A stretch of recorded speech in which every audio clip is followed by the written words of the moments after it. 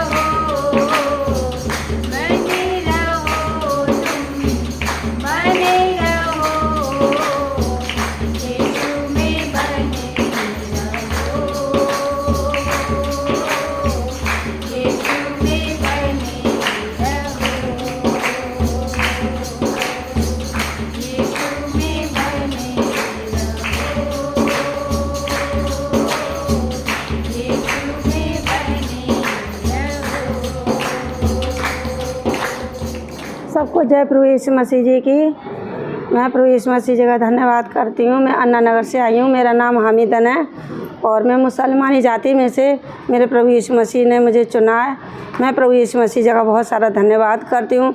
मैं पहले कुरान भी पढ़ती थी, नमाज भी पढ़ती थी, उसमें कुछ समझ में नहीं आता। मैं कुरान कहता है कि पढ़ते जाओ, मुझे समझो मत। मैं प्रभु यीशु मसीह जी का धन्यवाद करती हूँ कि प्रभु यीशु मसीह ने मुझ पर, मेरे परिवार पर दया करी। मेरी गवाही है। मैं बहुत सारा धन्यवाद करती हूँ। कल IAS की पढ़ाई जहाँ बच्चे पढ़ते थे उसमें मेरा बेटा काम करता था, तो IAS की पढ़ाई में जहाँ बेसमेंट था उसमें बच्चे पढ़ते थे, तो उसमें दिन की ड्यूटी थी। तो एक लड़का बोला कि तू रुक जा, तो मेरा लड़का रुका नहीं कि भाई मैं जा रहा हूँ। वो प्रभु यीशु मसीह की योजना थी जो उसे बचा के लेके आए। हम कुछ नहीं कर सकते पर प्रभु यीशु मसीह सब कुछ कर सकते हैं। मैं प्रभु यीशु मसीह जी का बहुत सारा धन्यवाद करती हूँ इस बात के लिए कि वो नहीं रुका, वो आ गया। तो कल बारिश पड़ने के समय पूरा लोहे का गेट वगैरह टूट के बेसमेंट पूरा भर गया, उसमें 3 मौत हो गई। 2 बच्चे मर गए, एक और मर गया, 3 बच्चे मर गए जो अपने पेपर की तैयारी कर रहे थे उसमें। पर मैं प्रभु यीशु मसीह का धन्यवाद करती हूँ कि जो उनकी बाट जोते हैं वो कभी ना लज्जित होते हैं, ना शर्मिंदा होते हैं, ना अपमानित होते हैं। मैं प्रभु यीशु मसीह का धन्यवाद करती हूँ अपने हाथ उठाकर कि मेरे परिवार को मेरे प्रभु यीशु मसीह ने बहुत सुरक्षित अच्छा रखा है। मैं बहुत सारा धन्यवाद करी।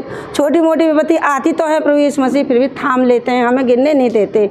मैं इस बात के लिए बहुत सारा धन्यवाद करती हूँ कि मेरे बेटों को प्रभु यीशु बचा के लाए। और जब मेरे लड़के को फ़ोन करा 10 साढ़े 10 बजे तो वो गया, तो एक लड़का और अन्ना नगर का डूब गया था, तो वो इतना गर्दन तलक पानी उसे निकाला, तो वो घबरा गया। जूते बैग वगैरह सब चले गए उसके। बड़ी मुश्किल वो निकाल के लेके आए उसे, फिर मोटरसाइकिल पे लेके आए तो पूरी कंपनी सील कर दी। मैं प्रभु यीशु मसीह का धन्यवाद करती हूँ कि बहुत सारे बच्चे उसमें थे बचे। मैं प्रभु यीशु मसीह जी का बहुत सारा धन्यवाद करती हूँ कि मेरे बच्चे को भी प्रभु यीशु मसीह बचा के लाए। पिछली और एक गवाही और है मेरी कि मेरे बच्चे का एक्सीडेंट भी हुआ हाईवे पे, उसमें से मेरे प्रभु यीशु मसीह ना हड्डी टूटने दी, ना बाजू टूटने थी, ना कोई नुकसान, थोड़ी खुसट से आई। इतना तगड़ा एक्सीडेंट मेरे प्रभु यीशु मसीह ने बचाया उसे। मैं बहुत सारा धन्यवाद करती हूँ प्रभु यीशु मसीह जी का। वो हमें संभालते हैं और हमें सुरक्षित रखते हैं। यही मेरी गवाही है। सबको जय प्रभु यीशु मसीह जी की। हालेलुया। सबको जय यीशु मसीह जी की। मत्ती की पुस्तक और उसका 6 अध्याय और उसकी 1 आयत से हम निकालेंगे। सावधान रहो, तुम मनुष्यों को दिखाने के लिए अपने धर्म के काम ना करो, नहीं तो अपने स्वर्गीय पिता से कुछ भी फल ना पाओगे। इसलिए जब तू दान करे तो अपने आगे तू रही ना बजवा जैसा कपटी सभाओं और गलियों में करते हैं, ताकि लोग उनकी बड़ाई प्रशंसा करें। मैं तुमसे सच कहता हूँ कि वे अपना फल पा चुके। परंतु जब तू दान करे तो जो तेरा दाहिना हाथ करता है उसे तेरा बायां हाथ न जानने पाए, ताकि तेरा दान गुप्त रहे और तेरा पिता जो गुप्त में देखता है वो तुझे प्रतिफल देगा। हालेलुया। तो प्रभु ने इसमें हमें सावधान किया है, क्योंकि परमेश्वर धर्मी है। परमेश्वर आत्मिक है और परमेश्वर स्वर्ग में रहते हैं, और उनका वचन हम मनुष्यों को मार्गदर्शन करने के लिए, अपने जीवन में हमारी सुरक्षा के लिए प्रभु ने अपना वचन दिया है कि हम इस वचन को सुने, पढ़ें, समझें, और जितना पढ़ें, सुने, समझें उसे प्रचार भी करें। और सबसे अहम और ख़ास बात कि हम स्वयं इस वचन पर चलें। तो जैसे ही मनुष्य इस वचन पर चलने लगेगा, शैतान का दंड उसके ऊपर से टूट जाएगा, और परमेश्वर ने जिस मकसद के लिए हमको चुना होता है वो मकसद पूरा होना शुरू हो जाता है। प्रभु की अनुग्रह, आशीष, दया हमारे जीवन में उतरने लगती है, बहने लगती है और लगातार बढ़ने लगती है। मतलब हमारे पाप, श्राप कटने, टूटने, गिरने लग जाते हैं, और परमेश्वर की अनुग्रह, दया, आशीष, बरकतें मिलनी शुरू हो जाती हैं। और मनुष्य में 3 तरह की ही समस्या होती हैं, फाइनेंशियली, फिजिकली, मेंटली, मानसिक चिंताएं, आर्थिक समस्याएं और शारीरिक बीमारियां। इन्हीं से लोग बचने के लिए अपने जीवन में तरह तरह के अपने अपने इच्छा के अनुसार अपने अपने ईश्वर को पूजते हैं, अपने अपने देवी देवताओं को पूजते हैं, अपने अपने गुरुओं के नाम दान लेकर उन पर विश्वास करके उनके पीछे चलते हैं। लेकिन ये सच नहीं है। परमेश्वर तमाम ईश्वरों का एक परम ईश्वर, परम जमा ईश्वर बराबर परमेश्वर, वो सिर्फ यहोवा जी हैं। उनके इकलौते बेटे यीशु मसीह नासरी जी हैं। और ये महाति पवित्र शास्त्र बाइबल का वचन, वाणी, ये वचन है। इसलिए लिखा यूहन्ना 1:1 पे आदि में वचन था, वचन परमेश्वर के साथ था, वचन ही परमेश्वर था। यूहन्ना 3:16 में लिखा है कि परमेश्वर यहोवा जी ने जगत से ऐसा प्रेम रखा कि अपना इकलौता पुत्र दे दिया, ताकि जो कोई उस पर विश्वास करे, उनके पुत्र यीशु मसीह पर विश्वास करे, वह नाश ना हो परंतु हमेशा की ज़िंदगी, अनंत जीवन पाए। और यूहन्ना 8:32 में लिखा तुम सत्य को जानोगे और सत्य तुम्हें स्वतंत्र करेगा। यूहन्ना 9:1-2-3 आयत पे लिखा फिर जाते हुए उसने एक मनुष्य का देखा जो जन्म का अंधा था। उसके चेलों ने उससे पूछा कि हे रब्बी गुरु, किसने पाप किया था कि ये बच्चा अंधा जन्मा, इस मनुष्य ने या इसके माता पिता ने? यीशु ने उत्तर दिया, ना तो इसने कोई पाप किया था ना इसके माता पिता ने, परंतु इसके जीवन में जो भी समस्या है, फाइनेंशियली, फिजिकली, मेंटली, भयंकर से भयंकर रोग हो, गरीबी दरिद्रता की आत्मा हो, या टेंशन डिप्रेशन हो, ये सब प्रभु की महिमा के लिए हुआ है, ताकि ये मनुष्य सच्चे जीवित परमेश्वर में और झूठे और मुर्दा ईश्वर में अंतर भेद कर सके।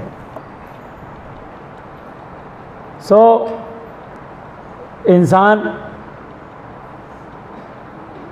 कोई धर्मी नहीं है, कोई पवित्र नहीं है, सिर्फ परमेश्वर धर्मी है, उनका वचन धर्मी है। और वो धर्मी परमेश्वर अपने पवित्रता के कारण, अपनी सच्चाई के कारण पूरी सृष्टि पर वो शासन करते हैं। और मनुष्य जब अपने जीवन में बिल्कुल लाचार बेबस हो जाता है, उसको कोई राह नहीं मिलती, तब यीशु मसीह इसको चुनते हैं।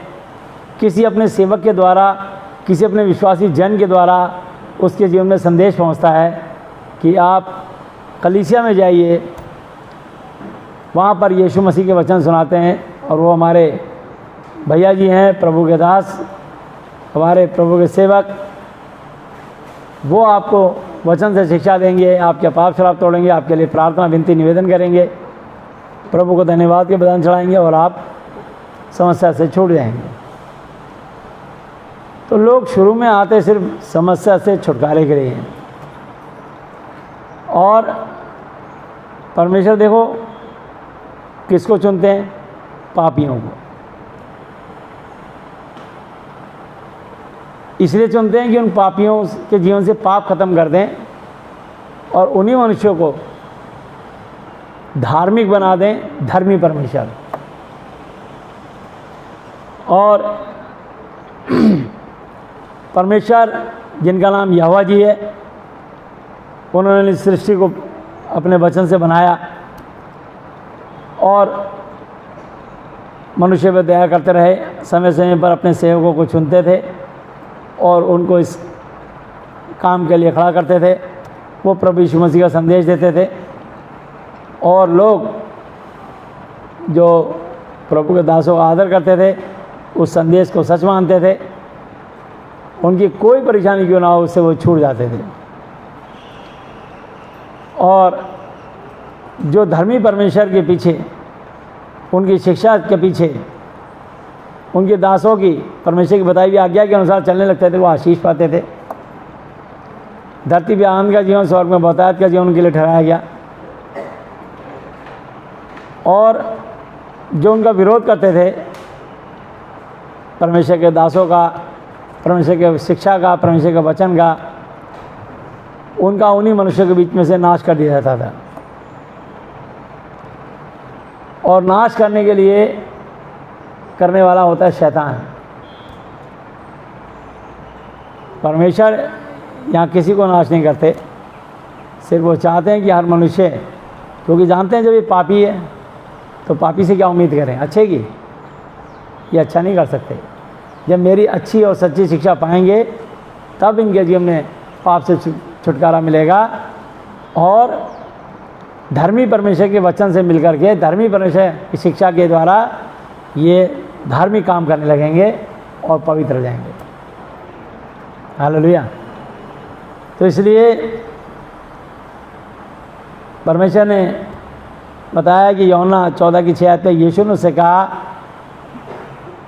कि मार्ग, सत्य और जीवन में ही हूँ, बिना मेरे द्वारा कोई पिता परमेश्वर यहोवा जी तक नहीं पहुँच सकता।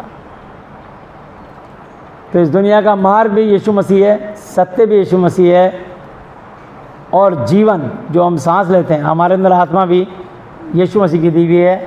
इसलिए इस आत्मा का न्याय होगा, क्योंकि आत्मा ही शरीर को चलाती है। अब जब आत्मा शरीर को चलाता है तो आत्मा सिर्फ परमेश्वर के वचन को मानता है। वो वचन से जो काम करते हैं, चलते हैं, उनको आशीष मिलती है। जो विश्वासी भी हों, धर्मी भी कहलाते हों, या अपने आप को क्रिश्चियन नाम रख के क्रिश्चियन भी बन जाते हों, वो नहीं, लेकिन जो आज्ञा मानते हैं, वचन पे चलते हैं, वो धर्मी होते हैं और परमेश्वर की दया से आशीष पाते हैं। सो यहाँ लिखा है यूहन्ना 14:14 और 15, यदि तुम मुझसे मेरे नाम से कुछ मांगोगे तो मैं उसे करूँगा। यहाँ नहीं लिखा देखूँगा, सोचूंगा, शायद करूँगा। अब सबकी अलग अलग मुराद होगी, मन में अलग अलग परेशानियाँ होंगी, सबकी अलग अलग ख्वाहिश होंगी कि मुझे ये चीज़ मिल जाए, मुझे वो चीज़ मिल जाए, मैं बीमारी से छूट जाऊं, मैं कर्जे से छूट जाऊं, मैं टेंशन डिप्रेशन से छूट जाऊं, मेरे मन की मुराद ये पूरी हो जाए। सबकी अलग अलग मन की मुरादें हैं। आप बताइए, मनुष्य पापी है, उसकी मुराद कैसे पूरी होंगी?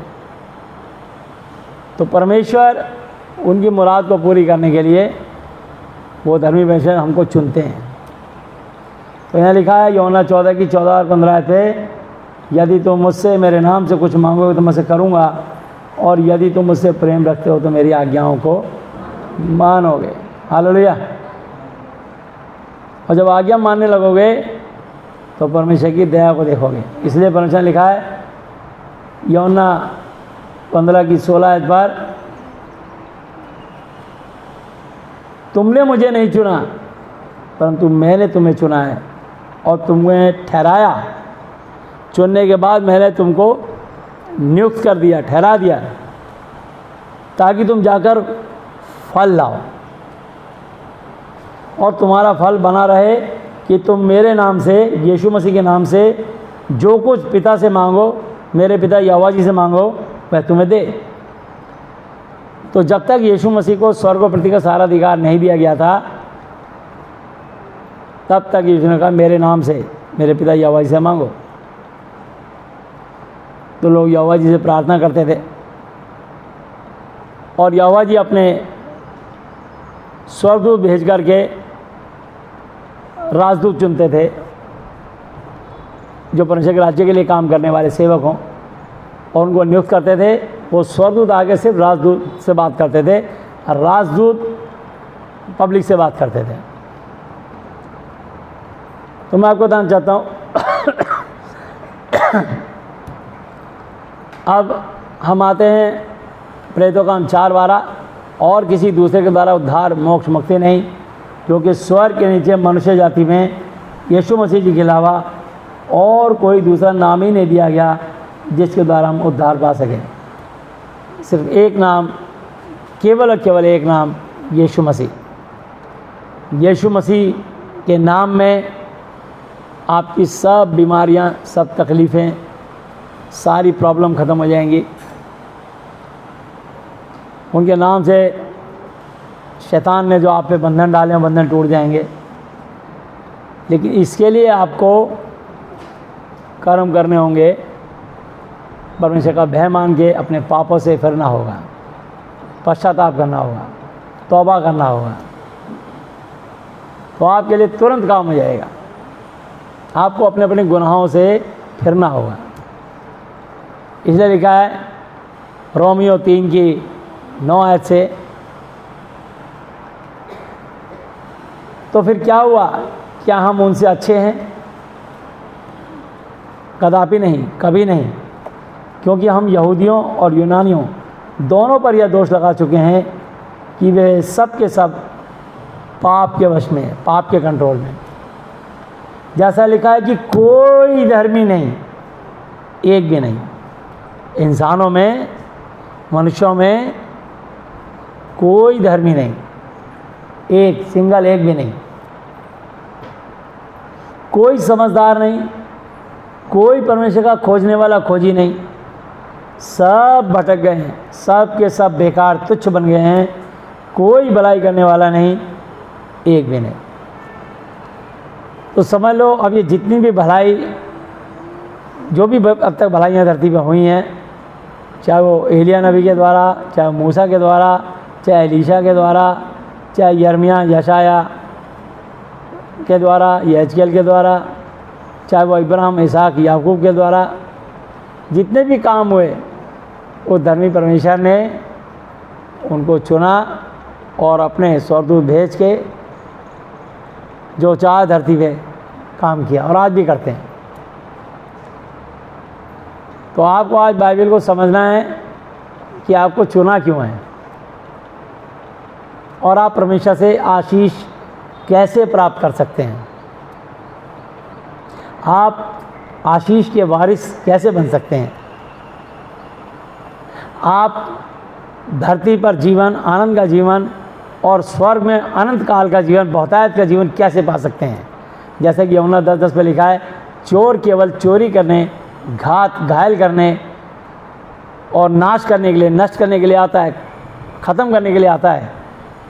परंतु मैं इसलिए आया कि वे जिनको मैंने चुना है, वे जो मेरे वचन के पीछे चलते हैं, वे जो मेरे वचन का सुसमाचार आगे पहुंचाते हैं, वे जो लोगों के जीवनों, उनके रूखे सूखे जीवनों को प्रभु के वचन से सींच करके हरा भरा कर देते हैं, वे जीवन और बहुतायत का जीवन पाएं। हालेलुया। तो आपको बहुतायत का जीवन मतलब आपकी मेरी आत्मा कभी नाश नहीं होगी। हम सिर्फ इस धरती में 120 साल के अंदर जब प्रभु चाहेंगे अपने पास बुलाने के लिए अपने स्वर्गदूत भेजेंगे और वो हमारी आत्मा ले जाएंगे। शरीर मरता, आत्मा नहीं मरती, ये याद रखना। शरीर मिट्टी का है, मिट्टी में मिल जाएगा। सबोपदेश 12 के 7 आयत में लिखा है, तब मिट्टी ज्यों की त्यों मिट्टी में मिल जाएगी। परमेश्वर का आत्मा जिसने उसे दिया उसके बाद लौट जाएगा, आत्मा वहीं लौट जाएगा स्वर्ग में। उस आत्मा का न्याय होगा। इस धरती पे जो भी लोग अपने आप कर्म कर रहे हो, आज आपके कर्म का एक बहुत बड़ा महत्व है। अगर आज आप अपने कर्मों को सुधार लेंगे तो कर्मों के द्वारा आपका जीवन सुधरता और बदलता चला जाएगा। अनुग्रह तो प्रभु ने कर दिया आप पर, तभी तो आपको चुना है। पापियों को, मैं भी पापी था, आप भी पापी थे। इस धरती का हर मनुष्य पापी था और आज भी आज्ञा ना मानने वाले पाप करते हैं।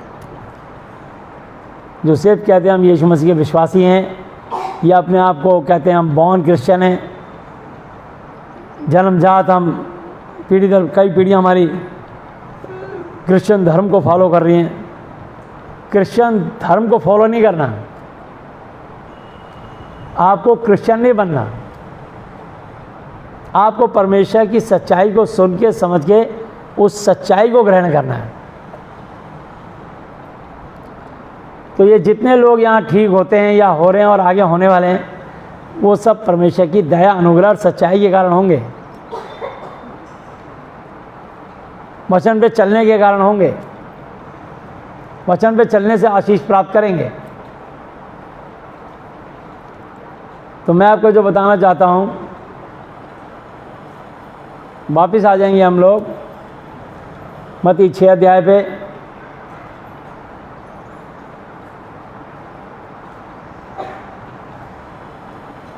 और मैंने अभी 1 से 4 तक पढ़ा है आपको। तो परमेश्वर इसमें सिखा रहे हैं कि हर मनुष्य सतर्क रहे, सावधान रहे कि तुम दिखावट, मतलब ये दिखाने का काम करते हैं लोग, अपना नाम लेके दान करते हैं और अपने नाम की अनाउंसमेंट करा के कि इस व्यक्ति ने इतने दान दिए, इस व्यक्ति ने 10 लाख का चेक दिया, इसने 5 लाख का चेक दिया। अपनी वीडियो बनवाते हैं या अपनी अखबारों में फ़ोटो छपवाते हैं या अपने नाम की प्रशंसा करते हैं कि विकलांग चेयर बांटी, गरीबों को कंबल बांटे, गरीबों को खाना खिलाया। मतलब ये काम दिखाने बताने के नहीं होते। पेड़ अपने फलों से पहचाना जाता है। तो जो सच्चाई है वो अपने आप कभी ना कभी प्रकट हो जाएगी, लेकिन खुद इसलिए ना करें कि मैं इसको लोगों को दिखाऊंगा कि मैं ये काम करता हूँ। अगर ऐसा किया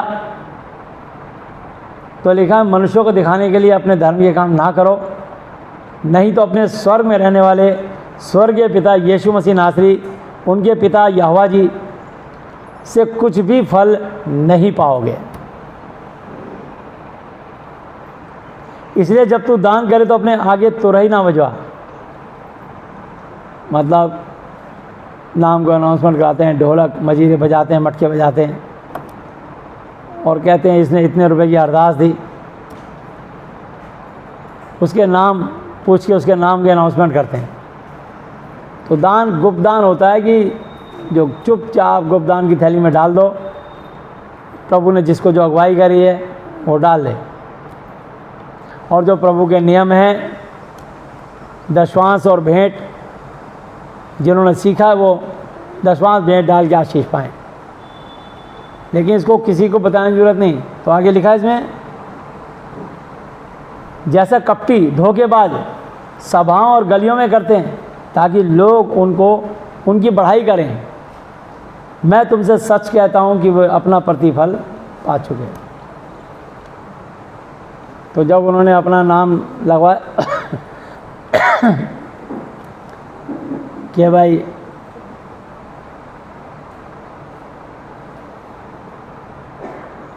मित्तल बर्तन भंडार, खन्ना टेंट हाउस, या कोई भी अपना नाम, अपना जो उन्होंने असली नाम है वो नाम लिख करके कि धर्मपाल जी ने ये 10 पंखे दान दिए, उन पंखों पे नाम लिखवा दिया ब्लेडों पे। इस तरीके से जो अपने नाम की बढ़ाई चाहते हैं, धर्मशाला के ऊपर अपना नाम खुदवा दिया। जो ऐसे करवाते हैं वो चाहते हैं कि हमारे मरने के बाद भी उनके पीढ़ियाँ भी उनकी बढ़ाई करें। देखिए धर्मशाला मेरे दादाजी ने बनवाई थी, उसका नाम लिखा है।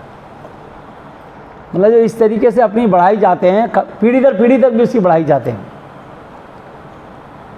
उनको स्वर्ग में परमेश्वर से कोई भी आशीर्वाद नहीं मिलेगा, कोई भी उनका धर्म का काम नहीं जाना जाएगा, क्योंकि उन्होंने यहीं पर ही लोगों के सामने अपना इतना सम्मान पा लिया, अखबार में फ़ोटो छपवा लिए, दूरदर्शन पे, टीवी पे, न्यूज़ में आ गए और वहाँ पे नाम लिखवा दिए दीवारों पे, शिलालेख लिखवा करके। इसलिए प्रभु ने इसमें लिख दिया, मैं तुमसे सच कहता हूँ कि वो अपना फल पा चुके, लोगों से प्रशंसा बटोर चुके। परंतु जब इंसान तू दान करे तो तेरा दाहिना हाथ जो करता है उसे तेरा बायां हाथ ना जानने पाए। यानी अगर पति दान करे तो अपनी पत्नी को बिना बताए, दायां हाथ होता अर्धांगना, बायां हाथ होता अर्धांगनी, पत्नी। पत्नी जो गुप्त दान की थैली में डाले वो पति को ना बताए, और पति जो डाले वो पत्नी को ना बताए, और बच्चे भी जो डालें वो ना बताएं किसी को। मतलब गुप्त दान रहे तुम्हारा। तो यहाँ लिखा है ताकि तेरा दान परमेश्वर की दृष्टि में गुप्त रहे, और तब यदि गुप्त रहा तब तेरा पिता जो गुप्त में स्वर्ग से देखता है तुझे इसका प्रतिफल देगा। स्वर्ग में तेरी इस काम की प्रशंसा की जाएगी जब आत्माओं का न्याय होगा। और जब तू प्रार्थना करे तो कपटियों के समान ना हो, क्योंकि लोगों को दिखाने के लिए सभाओं में और सड़कों के मोड़ों पर खड़े होकर प्रार्थना करना उनको अच्छा लगता है। मैं तुमसे सच कहता हूँ कि वह अपना प्रतिफल पा चुके। परंतु जब तू प्रार्थना करे तो अपनी कोठरी में जा, अपनी कोठरी में जा, आंखें बंद कर लो, कमरे का दरवाज़ा बंद कर लो और बस प्रार्थना करो। जब आप आंखें बंद कर ले तो आपकी कोठरी बंद हो जाती है। जब तक आंखें खुली रहेगी और आप इधर प्रार्थना कर रहे हो और पूजा कर रहे हो या कुछ भी ऐसा काम कर रहे हो और ध्यान है आपका, अरे बहू देख मोटर बंद कर दे, पानी ना गिर रहा हो, फिर दुआ कर रहे हैं, अरे बहू दूध उबल के गिर जाएगा, बंद कर दे उसको जरा गैस नो। मतलब ध्यान तो दूध में, पानी में, घर में कौन आया कौन खट रहा, उधर ही ध्यान है, वहाँ उसका ध्यान प्रार्थना में नहीं है। लेकिन जब आपकी आंखें बंद हो जाती हैं तो आप दुनिया को देखना बंद कर देते हैं। अब हमें नहीं पता कौन क्या हो रहा है, बल्कि ये कह देते हैं कोई खटखटाए तो खुद ही खोल लेना, देख लेना कौन है। अब हम प्रार्थना में चले गए, कोठरी बंद हो गई, मतलब आंखें बंद हो गई, अब हम दुनिया को नहीं देखेंगे। ये है दिल की कोठरी। तो जब आप गुप्त में ऐसा करेंगे तब अपने पिता से जो गुप्त में प्रार्थना कर, तब तेरा पिता जो गुप्त में देखता है तुझे प्रतिफल देगा। प्रार्थना करते समय अन्य जातियों की तरह बक बक ना करो,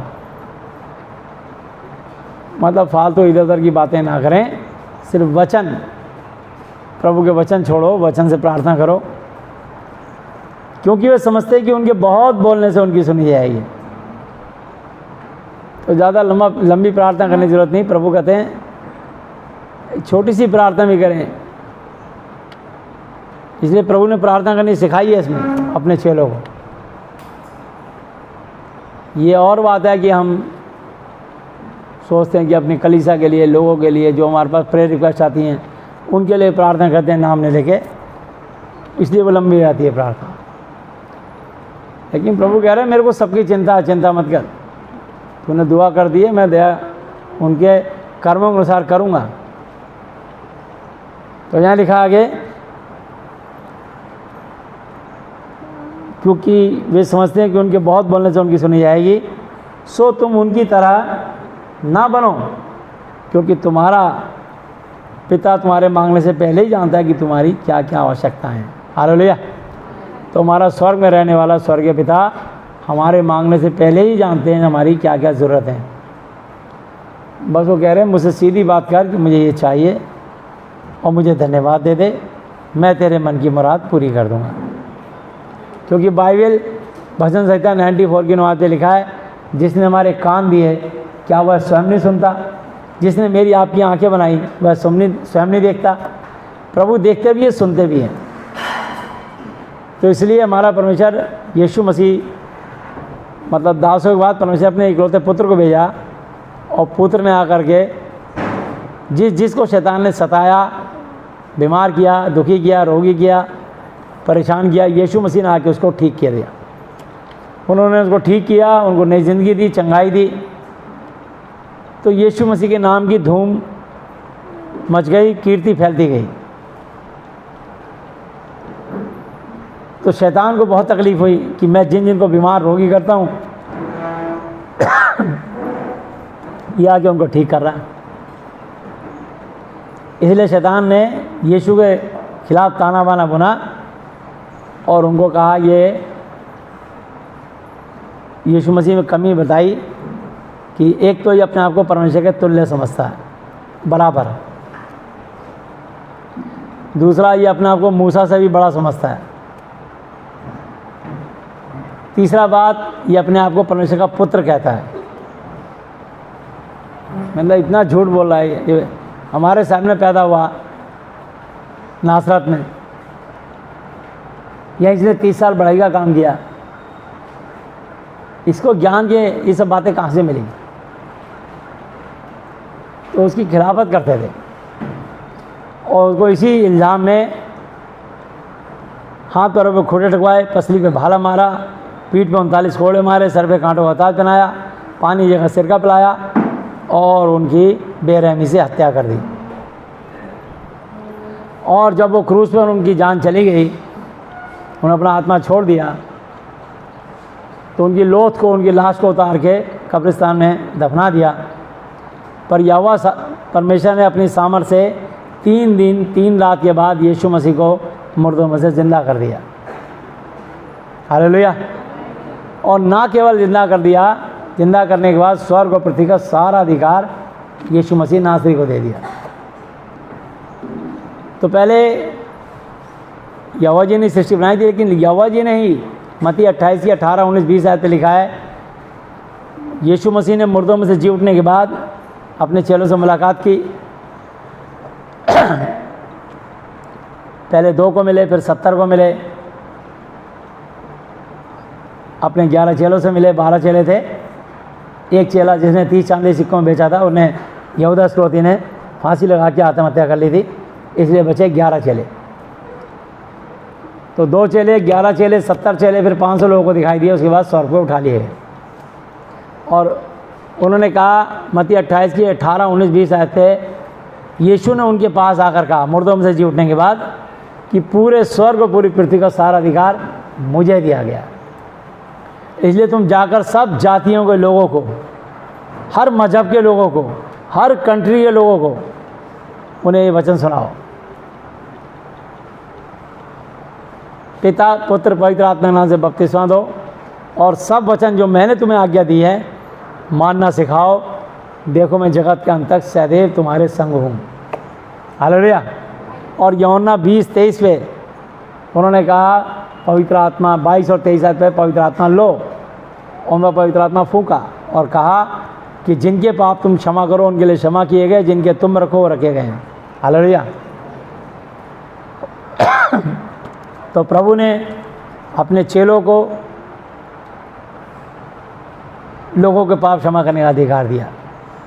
तो जितने भी इस धरती पर प्रभु के चुने हुए सेवक हैं, जो मंडियाँ चलाते हैं, जिनको आप हिंदी में पासवान, इंग्लिश में पास्टर या बिशप या प्रचारक, प्रेरित, शिक्षक, जिस भी नाम से पुकारते हो, बाइबल की शिक्षा देने वाले,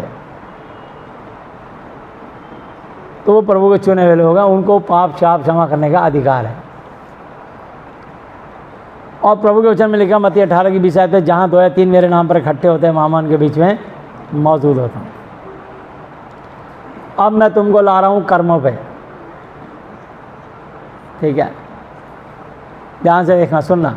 तो आगे लिखा है इसमें, प्रभु हमारे मांगने से पहले जानते हैं हमारे दिल में क्या क्या, किसकी मुराद, क्या क्या आवश्यकताएं हैं। आप कुछ भी लेके आए हो अपने मन की मुराद, खाली हाथ नहीं जाओगे, आशीष लेके जाओगे। हालेलुया। यीशु मसीह जिंदा है, वो आपको अपने प्रमाण देंगे, आपको अपने आशीर्वाद, अपने प्रेम का, अपनी दया का आप पर प्रकटीकरण करेंगे। हालेलुया। अब आपको क्या करना है, इन आशीषों को लगातार लेने के लिए और इन आशीषों को बढ़ाने के लिए क्या करना है, कौन से कर्म करने, ये मैं आपको समझाने जा रहा हूँ। सो तुम इस रीति से प्रार्थना किया करो। बहुत छोटी प्रार्थना यीशु मसीह ने अपने चेलों को सिखाई, जो आपको रोज़ सवेरे उठते ही करनी चाहिए। ये मत्ती की पुस्तक 6 की 9 से लेकर 13 आयत तक है। सो तुम इस रीति से, इस प्रकार से प्रार्थना किया करो, हे हमारे पिता, आप जो स्वर्ग में हैं, आपका नाम पवित्र माना जाए, आपका राज्य आए, आपकी इच्छा जैसी स्वर्ग में पूरी होती है वैसे पृथ्वी पर भी हो। हमारी दिन भर की रोटी आज हमें दें। रोटी मिलती पैसे से, पैसा मिलता है काम से, और काम करने की जब शरीर में ताकत, स्वस्थ होंगे तभी तुम कमा पाओगे। इसमें सब कुछ, मतलब परमेश्वर ने इस प्रार्थना में सब कुछ इन्वॉल्व कर दिया, सब कुछ इंक्लूड कर दिया। हमारी दिन भर की रोटी आज हमें दे। तो जब आपका स्वास्थ्य अच्छा होगा तभी आप काम कर पाओगे। और जब प्रभु से प्रार्थना करके मांगोगे तो आपको अच्छी नौकरी, अच्छा बिजनेस, कारोबार देंगे। इसके लिए आपको क्या करना है, और जिस प्रकार हमने अपने अपराधियों को क्षमा किया है, कसूरवारों को क्षमा किया है, वैसे ही आप भी हमारे अपराधों को, कसूरों को, गुनाहों को क्षमा करें। तो आज अपने अंदर झांक लीजिए, सब लोग, जितने लोग यहाँ बैठे हो और YouTube पर जब ये सुनेंगे प्रचार, वो सब आज अपने दिल में झांक लेना, क्या सचमुच आपने दिल से, अपने दिमाग से और दिल से अपने गुनहगारों को क्षमा कर दिया है? अगर क्षमा कर दिया तो प्रभु की आपने कर्म कर दिया। क्षमा करते ही आपकी आशीष स्वर्ग से रिलीज हो जाएगी। और जब तक आप क्षमा नहीं करोगे, आपकी आशीष स्वर्ग से नहीं खुलेगी। ये कर्म करना पड़ेगा आपको। इसलिए यह हर मनुष्य की मजबूरी और लाचारी और बेबसी है कि उसको अगर आशीष चाहिए तो उसको सबको माफ़ करना पड़ेगा, चाहे कितना ही भयंकर शत्रु हो, चाहे आपका रिश्तेदार हो, आपका पड़ोसी हो, आपका दोस्त हो, आपका ऑफिस का कलीग हो, कुछ भी हो, लेकिन आपको माफ़ करना पड़ेगा उसे। कम से कम अपनी आशीष के लिए। और जिस प्रकार हमने अपने अपराधियों को क्षमा किया है, वैसे ही आप भी हमारे अपराधों को क्षमा करें और हमें परीक्षा में ना लाएं, परंतु बुराइयों से बचाएं, क्योंकि राज्य भी आप ही का है, पराक्रम, शक्ति भी आप ही की है, और महिमा, ऑनर, इज्जत, रिस्पेक्ट भी सदा ही आपके हैं। आमीन, हालेलुया। तो इसलिए मेरे प्रभु यीशु मसीह जी के नाम से आमीन। जब आप ये प्रार्थना करोगे, मेरा कहते ही आप अंगीकार करोगे कि मेरे प्रभु यीशु मसीह के नाम से आमीन, तो आपका कन्फेशन हो जाएगा। और आगे लिखा है, इसलिए यदि तुम मनुष्य का अपराध क्षमा करोगे तो तुम्हारा स्वर्गीय पिता भी तुम्हें क्षमा करेगा, और यदि तुम मनुष्य अपराध क्षमा ना करोगे तो तुम्हारा पिता भी तुम्हारे अपराध क्षमा ना करेगा। जब तुम उपवास करो तो कपटियों की तरह तुम्हारे मुंह पर उदासी न छाई रहे, क्योंकि वो अपना मुंह बनाए रहते हैं। लोग उन्हें उपवासी जाने, मैं तुमसे सच कहता हूँ कि वो अपना प्रतिफल पा चुके हैं। परंतु जब तू उपवास करे तो अपने सिर पर तेल मल, मुँह धो, ताकि लोग नहीं परंतु तेरा पिता जो गुप्त में देखता है तुझे उपवासी जाने।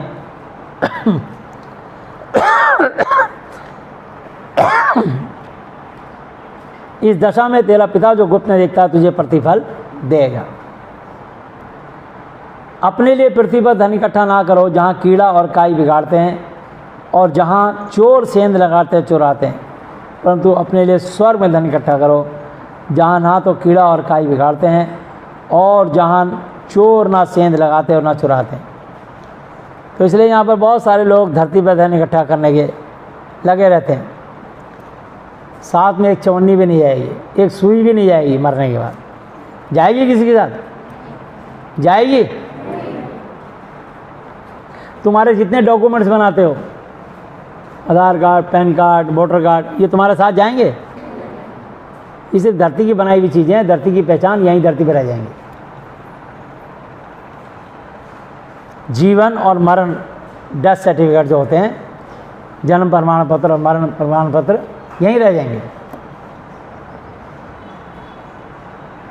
लेकिन स्वर्ग में धन इकट्ठा करो, प्रभु की आज्ञा मान के स्वर्गीय परमेश्वर की इच्छा जानो और कर्म करो कि प्रभु आप कैसे प्रसन्न होगे और मेरे जीवन में खुशहाली कैसे आएगी। क्योंकि जहाँ तेरा धन है वहाँ तेरा मन भी लगा रहेगा। देखिए, जिसका पैसा धन पे होगा, विश्वास होगा कि मैं धन कमा लूँ, आज संडे प्रभु का जाके क्या करना, महीने में एक बार चले जाएंगे, तो उसने 3 हफ्ते की आशीष खो दी। इसलिए हर संडे ये प्रार्थना सभा होती है ताकि आप हर संडे आएँ, परमेश्वर की शिक्षा, उसके वचन को सुने, उसकी तालीम को जाने और उससे आशीष पाएँ। शरीर का दिया आँख है, इसलिए यदि तेरी आँख निर्मल पवित्र हो तो तेरा सारा शरीर भी उजियाला होगा। अब देखिए, इस पूरे शरीर को अगर आप चाहते हो कि निरोगी रहे, स्वस्थ रहे जैसे उजाला, इस वक्त देखो कितनी देर धूप निकल रही है, सब चमक रहा, साफ साफ दिख रहा, कोई लाइट जलाने की ज़रूरत नहीं है। वहाँ कोई मोमबत्ती, लालटेन या टॉर्च जलाने की ज़रूरत है? बाहर है, सब साफ दिख रहा है। ऐसी परमेश्वर ने आपको कर्म करने को कहा है। परमेश्वर जानता है कि आप और मैं पापी थे। परमेश्वर जानता है कि पाप की दशा में मैंने आपको चुना है। जैसे किसान क्या करता है, कभी कभी पौधे लाता है, लेकिन वो पौधे भी बीज से ही पैदा होते हैं। और कुछ समझदार लोग होते हैं, वो सोचते हैं क्या एक पौधा खरीदना, एक पौधा 200-300 का मिलेगा और बीज का पैकेट 20 रुपये मिल जाएगा। जिस पैकेट में सैकड़ों बीज होंगे, अगर मैं अपने खेत में छींट दूंगा तो बहुत सारे पौधे उग जाएंगे, थोड़ा समय लगेगा। यानी बीज मरी हुई दशा में होता है, लगता है इसमें कुछ जीवन नहीं है। उसको गड्ढा खोद के मट्टी में दबा देते हैं और मट्टी से ढक देते हैं, और उस पर करीब 1 हफ्ते तक चलता रहता है किसान, और उसमें जीवन आने लग जाता है। पानी छोड़ता है उस पर रोज, और उसको पता है ये अंकुरित होंगे, तो गांव में डोला बनाया था, इधर बीज है, बीज पे नहीं चलेगा, डोले पे चलेगा, क्योंकि उसे पता है पौध फूटने वाली है। परमेश्वर भी आपको और मेरे को, जब हम पापी थे, मरी हुई दशा में थे, तब चुना परमेश्वर ने हमें, जब हमें जीवन नहीं था। जैसे आपको लगता है बीज के अंदर जीवन नहीं है, पर होता है। जैसे माचिस के अंदर आपको लगता है कि आग नहीं है, एक माचिस डिब्बे खरीदो, उसमें तीलियाँ होती है 50, हर तीली में आग है। जैसे उसको घर्षण करोगे आग लग जाएगी, पर आग ढूंढो तो मिलेगी नहीं। ऐसे बीज के अंदर जीवन होता है, तुमको दिख नहीं रहा। ऐसे ही हम पापी थे और परमेश्वर जानते थे ये पापी थे।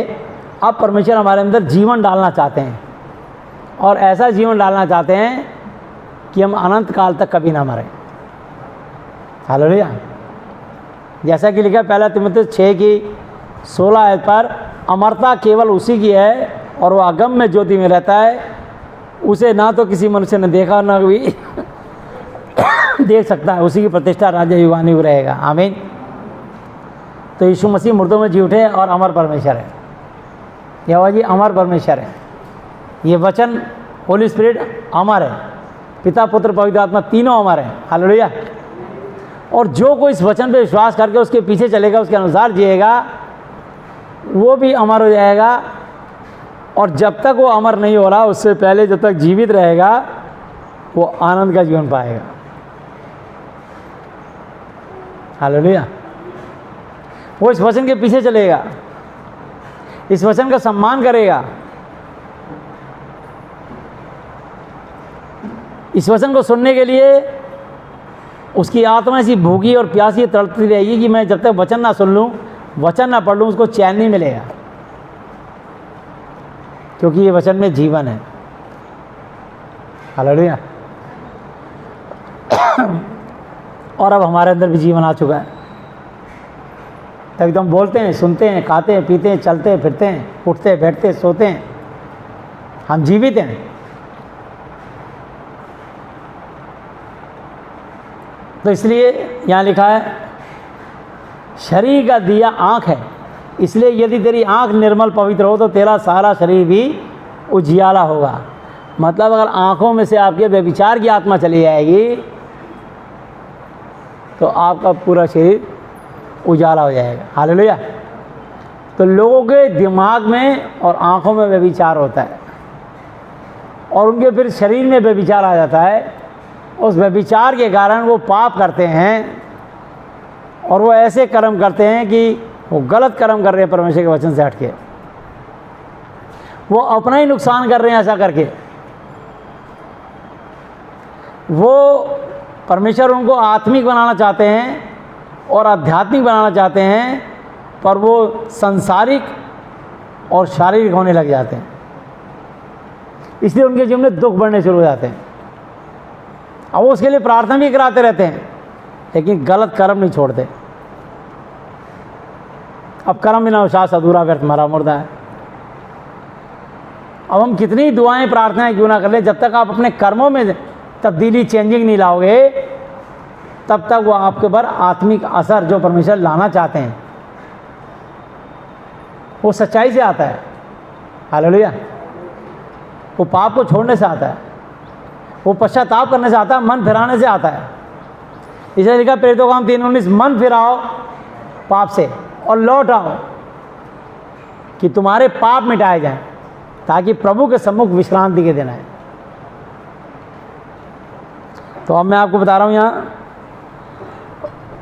शरीर का दिया आँख है, इसलिए इंसान यदि तेरी आँख निर्मल पवित्र शुद्ध हो तो तेरा सारा शरीर भी उजियाला हो जाएगा, रोशन हो जाएगा। हालेलुया। एक व्यभिचार की आत्मा को छोड़ते ही आप एकदम उजाले में आ जाओगे और तंदुरुस्ती में आ जाओगे, एलिगेशन से बच जाओगे। आप जो आप पे आज इल्ज़ाम लग रहे हैं उन सब से आपका छुटकारा हो जाएगा, आप शुद्ध हो जाओगे। तो यहाँ लिखा है, परंतु यदि तेरी आंख बुरी हो तो तेरा सारा शरीर भी अंधियारा होगा। अगर आंखों में व्यभिचार हो, दिमाग में व्यभिचार हो, उसके कारण उसका पूरा शरीर अंधेरा हो जाएगा, उसका घर कभी बसने नहीं पाएगा, क्योंकि उसने अंधियारा अपने अंदर समेट रखा, व्यभिचार समेट रखा है। तो यहाँ लिखा है, इसी कारण वह उजियारा जो तुझ में है यदि अंधकार हो तो वह अंधकार कैसा बड़ा होगा। कोई मनुष्य दो स्वामियों की सेवा नहीं कर सकता, क्योंकि वो एक से बैर और दूसरे से प्रेम मोहब्बत रखेगा। वो एक से मिला रहेगा और दूसरे को तुच्छ बेकार जानेगा। यानी अगर वो पापों से पश्चाताप करेगा तो उस वचन से, परमेश्वर से, उसकी शिक्षा से, यीशु के नाम से प्रेम करेगा।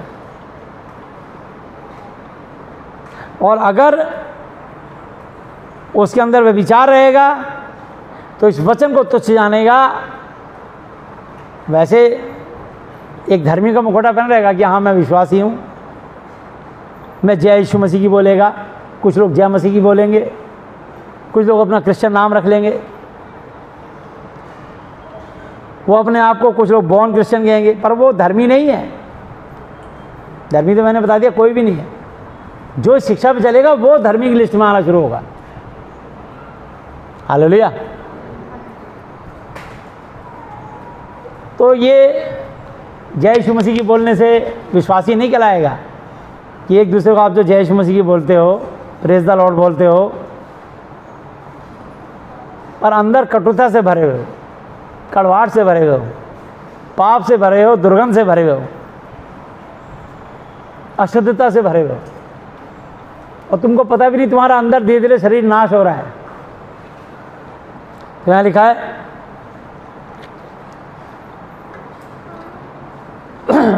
वह एक से मिला रहेगा, दूसरे को तुच्छ जानेगा। तुम परमेश्वर और धन दोनों की सेवा नहीं कर सकते। तो प्रभु के वचन में लिखा है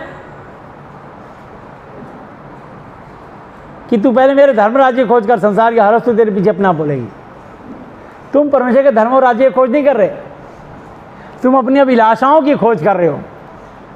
तुम अपनी यीशु मसीह के विश्वासी जन होने पर भी अपने मन की अभिलाषाएं पूरी कर रहे हो, और तरह तरह से अपना डायग्नोज करवा रहे हो, होम्योपैथिक, एलोपैथिक, आयुर्वेदिक, मुल्ला मौलवी पंडित तांत्रिक बाबे एस्ट्रोलॉजर, तंत्र मंत्र यंत्र जंतर, ओझा सोखा के पास जा रहे हो, झाड़ा फूकी करवा रहे हो, मतलब आराम कहीं से नहीं मिल रहा आपको। तब आप अंत में यीशु मसीह के पास आते हो। यीशु मसीह के पास आने के बाद भी कई लोगों को आराम नहीं मिलता। क्यों? क्योंकि वो यीशु मसीह के पास आ गए, यीशु का वचन सुन लिया, पर यीशु की आज्ञा नहीं मान रहे, अभी वो कर्म नहीं कर रहे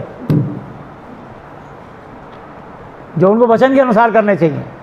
इसलिए उनको वो आशीष प्राप्त नहीं हो पा रही। मत्ती 15 की 8 आयत पे लिखा है, ये लोग होठों से तो मेरा आदर करते हैं पर इनका मन मुझसे दूर रहता है। ये होठों से बोल रहे हालेलुया, प्रेज द लॉर्ड, जय यीशु मसीह की, पर ये मुझसे प्रेम नहीं करते। ये सिर्फ दिखावा कर रहे हैं ऊपर से। अब परमेश्वर भीतर हृदय को जांचता है, हड्डी हड्डी गूदे गूदे मन हृदय की भावनाओं को जांचता है। सवाल ये पैदा हो रहा है कि आप उसको धोखा नहीं दे सकते। सवाल ये पैदा हो रहा है कि इब्रानी 10 की 31 आयत पे लिखा है, जीवते परमेश्वर के हाथ में पड़ना भयानक बात है। सवाल ये पैदा हो रहा है कि परमेश्वर हमारे दूर से, भजन संहिता 139 की 2 आयत पे लिखा है, वो हमारे दूर से विचारों को समझ लेता है। सवाल ये पैदा हो रहा है। तुम लोगों के सामने जय यीशु मसीह करके, विश्वासी करके, मेरे से गले मिलके, मेरे से दुआ करा के, हाथ मिला के कह रहे हो हम विश्वासी हैं, पर सच बात है कि तुम परमेश्वर की दृष्टि में आज भी विश्वासघाती हो। जब तक आपका रिश्ता परमेश्वर के साथ सही नहीं होगा और परमेश्वर स्वर्ग से देखेंगे कि अब आपने मेरा वचन सुना और अब आप बदल रहे हो, तो आपके जीवन में जितनी भी परेशानियां, बीमारियां, झटाक से गिर के भाग जाएंगे, चीख चीख के दुष्ट आत्मा निकल के भाग जाएंगे। जैसे मरकुस 5 अध्याय पे यीशु मसीह सामने गए, 6000 सिपाहियों की सेना थी, चीख करके एकदम बाहर भागे और कहा तू हमें दुख देने क्यों चला आया। मतलब परमेश्वर इतने पवित्र हैं कि दुष्ट आत्मा परमेश्वर के, यीशु के नाम के आगे, श्रेष्ठ नाम के आगे और वचन के आगे, परमेश्वर के आगे खड़ी नहीं हो सकती दुष्ट आत्मा। हालेलुया। लेकिन अभी तुम्हारे कुछ कर्म गलत हैं, जिन कर्मों में आप संशोधन ही नहीं कर रहे। इसलिए मैं तुमसे कहता हूँ 25 आयत पे, इसलिए मैं तुमसे कहता हूँ कि अपने जान के लिए, अपनी आत्मा के लिए ये चिंता नहीं करना कि हम क्या खाएंगे और क्या पिएंगे, और ना अपने शरीर के लिए कि क्या पहनेंगे। क्या चाहिए तुमको? रोटी कपड़ा मकान तो चाहिए होता मनुष्य को, जिसके लिए कमाता सारा दिन। क्या आत्मा भोजन से और शरीर वस्त्र से बढ़कर नहीं? आकाश के पक्षियों को देखो, ना वो बोते हैं, ना काटते हैं और ना खत्तों में बटोरते हैं, तो भी तुम्हारा स्वर्गीय पिता उनको खिलाता है। क्या तुम उनसे अधिक मूल्य नहीं रखते? तुम में से कौन है जो चिंता करके अपनी अवस्था में एक घड़ी भी बढ़ा सकता है? और वस्त्र के लिए क्यों चिंता करते हो? जंगली फूलों पर, सौसलों पर ध्यान करो, जो जंगली पेड़ पौधे उग जाते हैं जंगल में, कि वो कैसे बढ़ते हैं और ना परिश्रम मेहनत करते हैं बढ़ने के लिए, ना काटते हैं। तो भी मैं तुमसे कहता हूँ कि सुलेमान भी अपने सारे विवाह में उनमें से किसी के समान वस्त्र पहने हुए ना था। इसलिए जब परमेश्वर मैदान की घास को जो आज है और कल भाड़ में झोंकी जाएगी, आग में डाल दी जाएगी। अभी देखो ये मशीन चल रही है ना, ये घास कट रही है, इसको ले जाएंगे, बरसात में बढ़ गई घास, कुछ जानवरों को चारा देंगे और जो बड़ी बड़ी घास होगी उसको जला दिया जाएगा, चूल्हा जल जाएगा। हे अल्पविश्वासियों, तुमको वह क्यों करना पहनाएगा? इसलिए तुम चिंता करके ये ना कहना कि हम क्या खाएंगे, क्या पिएंगे, क्या पहनेंगे, क्योंकि अन्य जाति इन सब वस्तुओं की खोज में रहते हैं और तुम्हारा स्वर्ग में रहने वाला स्वर्गीय पिता जानता है कि तुम्हें ये सब वस्तुएं चाहिए, रोटी कपड़ा मकान चाहिए। इसलिए तुम उसके राज्य और धर्म की खोज करो तो ये सब वस्तुएं भी तुम्हें मिल जाएंगी। सो कल के लिए चिंता ना करो, क्योंकि कल का दिन अपनी चिंता आप कर लेगा। आज के लिए आज ही का दुख बहुत है। हालेलुया। हम आएंगे मत्ती की पुस्तक 15 अध्याय 8 आयत।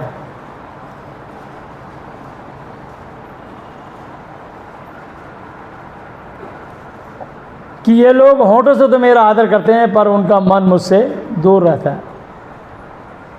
तो कब तक झूठे प्रभु की महिमा करोगे होठों से? हालेलुया, प्रेज द लॉर्ड, जय यीशु मसीह की। कब तक?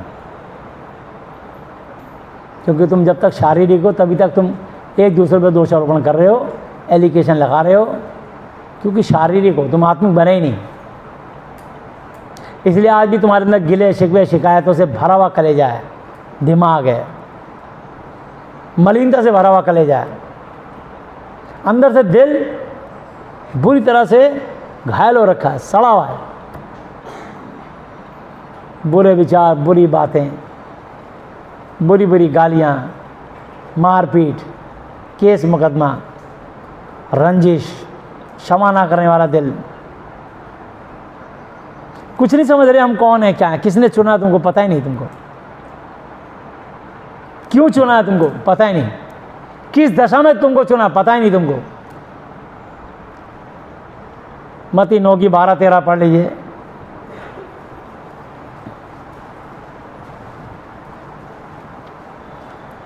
उसने यह सुनकर उनसे कहा, वैद्य भले चंगों को नहीं परंतु बीमारों को अवश्य है। सो तुम जाकर इसका अर्थ सीख लो कि मैं बलिदान नहीं चाहता, मुझे किसी भी चीज़ का बलिदान नहीं चाहिए। सुअर, बकरा, बैल, मुर्गा, ठर्रा, अद्दा, पौवा, बूंदी, बतासे, लड्डू, अखरोट, नारियल, सोने का छतर, चांदी का छतर, मुझे कुछ मत चढ़ाओ, मुझे धूपबत्ती अगरबत्ती मत दो, मुझे दिल से घृणा है इस काम से। प्रभु कह रहा मुझे ये सब नहीं चढ़ता, मुझे सिर्फ धन्यवाद दो कि प्रभु यीशु मसीह मेरी परेशानी है, हो सके तो मुझ पर दया करें और मुझे आशीष दें। प्रभु आप पे दया कर देंगे। अपने आप को पापी स्वीकार करो, अपने पापों से तौबा करो, प्रभु माफ़ कर देंगे। ना पापी स्वीकार कर रहे, ना पापों की तौबा कर रहे, पापों की क्षमा नहीं मांग रहे और लगातार पाप कर रहे हैं विश्वासी होने के बावजूद। मैंने कभी गलत शिक्षा नहीं दी, यीशु मसीह ने कभी गलत शिक्षा नहीं दी वचन ने। अगर तुम गलत काम कर रहे हो तो तुम्हारा भरमाने वाला, बहकाने वाला शैतान है, जो आज भी तुम्हारे अंदर निवास करता है और तुम्हें बुरे काम करवाता है और बुरे काम के लिए प्रेरित करता है। और जो बुरे कर रहे हैं उनके परिवार के लोग भी जानते हैं कि ये हमारे बच्चे बुरे काम मार्ग पे चल रहे हैं, उनका साथ दे रहे हैं और अपने बच्चे को गलतियों को ढांप रहे हैं और उनकी साइड ले रहे हैं। वो भी सारे दोषी होंगे, तू झूठी साक्षी ना देना। सब गुनहगार होगे तुम, जितने झूठे को साथ देके खड़े हो रहे हो तुम सब गुनहगार हो जाओगे। झूठ बोलने वाला तो है ही गुनहगार, पर झूठे की साक्षी देने वाला भी गुनहगार होगा। याद रखना एक चीज।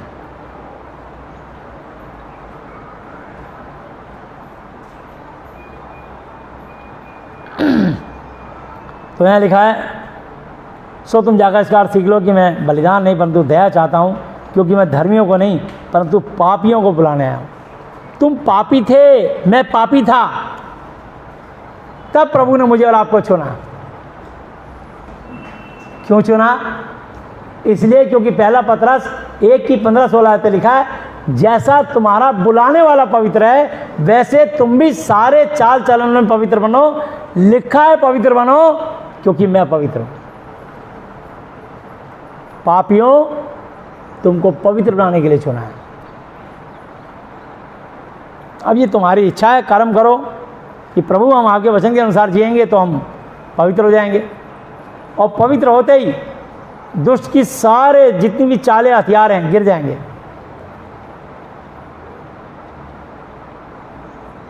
जैसे सच पे चलोगे, सत्य से अपनी कमर कसोगे, दुष्ट के सारे हथियार गिर जाएंगे तुम्हारे से।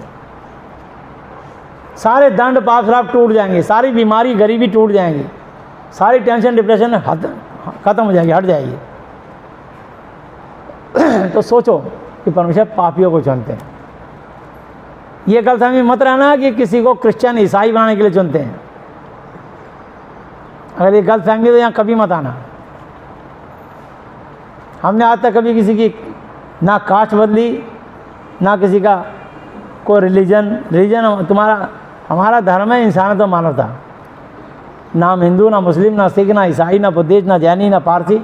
हम लोग हैं सिर्फ इंसानियत और मानवता और सच्चे परमेश्वर यीशु मसीह और उनके परम आदरणीय पिता यहोवा जी और पवित्र आत्मा को, शिक्षा को फॉलो करते हैं, उनको सिजदा दंडवत करते हैं, नबूवत करते हैं और उनके अनुसार चलने की कोशिश करते हैं। और जो हमारे संपर्क में आता है उसको चलाने की कोशिश करते हैं इस शिक्षा से। अब आप देख लो, तो पहला कुरिन्थी 6 अध्याय निकालेंगे।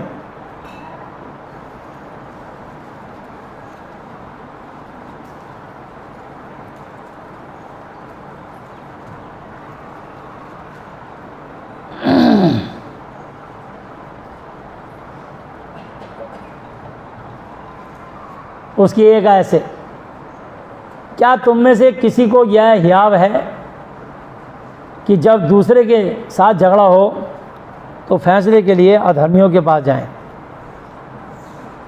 और पवित्र लोगों के पास ना जाएं? जो पापी मनुष्य हैं उनके पास जाते हैं न्याय के लिए। पुलिस, थाना, कोर्ट कचहरी, जज मजिस्ट्रेट जो कहेगा मान लेंगे, जबकि जज मजिस्ट्रेट को ही परमेश्वर ने बनाया है। इसलिए बनाया है सुकर्मियों को आशीष दें, कुकर्मियों को दंड दें, इसलिए ठहराया उन्हें, लिखा है।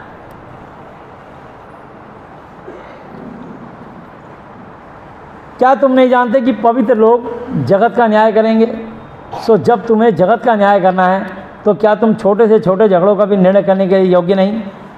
क्या तुम नहीं जानते कि हम स्वर्गदूतों का न्याय करेंगे? तो क्या संसारिक बातों का निर्णय ना करें? एक दिन मुझे और आपको स्वर्गदूतों का न्याय करना है। अपनी कलीसिया के लोगों के न्याय के लिए हम लोग कोर्ट कचहरी जाएं?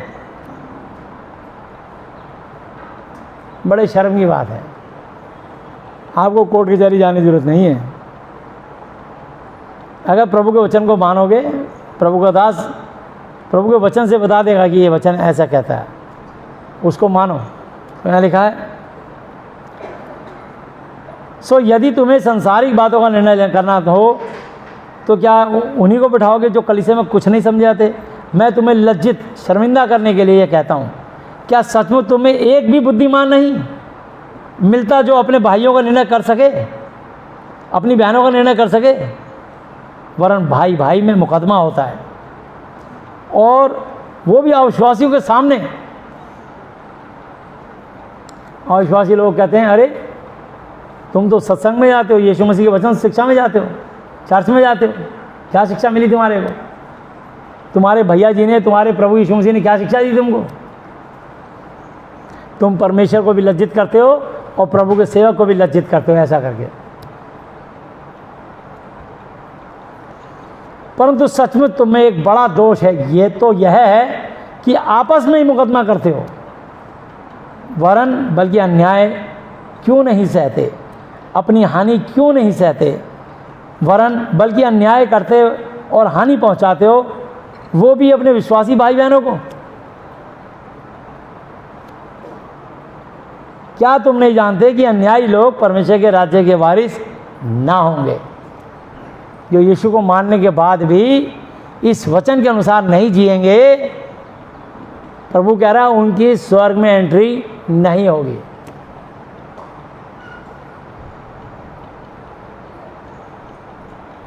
इसलिए अपने अंदर आज झांको।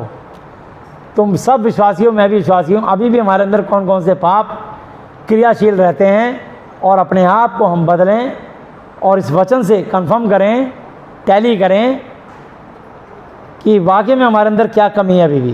तो यहाँ लिखा है, क्या तुम नहीं जानते कि अन्यायी लोग परमेश्वर के राज्य के वारिस ना होंगे? धोखा मत खाना, धोखा ना खाओ। ना तो वेश्याओं के पास जाने वाले, अपनी पत्नी को छोड़ के वेश्याओं के कोठों पर जाके या पराई स्त्री के साथ संबंध बना के वेश्यागामी, ना मूर्ति पूजा करने वाले, ना पराई स्त्री के साथ संबंध, पराई पुरुष के साथ संबंध बनाने वाले, ना लुच्चे छेड़ाखानी करने वाले, ना पुरुषगामी, पुरुष के साथ गे, और स्त्री के साथ लेस्बियन। ये जो पाप कर रहे हैं आपस में, पुरुषगामी, स्त्रीगामी, ना चोरी करने वाले, ना लोभी लालची लोग, ना पियक्कड़ जो नशा करते हैं, बीड़ी, सिगरेट, शराब, चरस, अफीम, गांजा, तम्बाकू, स्मैक, गुटखा हैं, जिनसे नशे उत्पन्न होते हों। तम्बाकू के कई तरह के पान होते हैं। तो ना गाली बकने वाले, गाली देने वाले, ना अंधेर, दूसरे का हक मारने वाले, अंधेर करने वाले परमेश्वर के राज्य के वारिस होंगे। और तुम में से कितने ऐसे थे, तुम पहले ऐसे ही थे। इनमें से बहुत सारे पाप आपके अंदर पहले काम करते होंगे जब तक आप यीशु मसीह के पास नहीं आए थे। लेकिन दुख की बात यह कि आज भी इस शिक्षा को जानने और मानने के बाद भी अभागे हैं वो पुरुष और स्त्री जो आज भी ऐसे पाप में लिप्त हैं। पहली बात, कतई स्वर्ग में नहीं जाएंगे। दूसरी बात, धरती पर भी कोई आशीष नहीं पाएंगे। यहां स्पष्ट बता रहा हूं आज आपको, ये वचन फैसला करेगा आपका।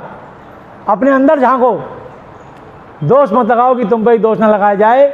जिस नाप से तुम नापते हो उस नाप से तुम्हारे नापा जाएगा। लेकिन ये वचन हम सबको दोषी ठहराता है। ये वचन परमेश्वर की वाणी है, ये वचन ही परमेश्वर है। इस वचन से अपने आप को जांचो। अगर आज किसी के अंदर ये पाप है तो वो परमेश्वर की दृष्टि में गुनहगार है। परमेश्वर उसको दोषी ठहराते हैं। ये न्याय की पुस्तक है, इसके द्वारा ही मेरा और आपका न्याय होगा स्वर्ग में।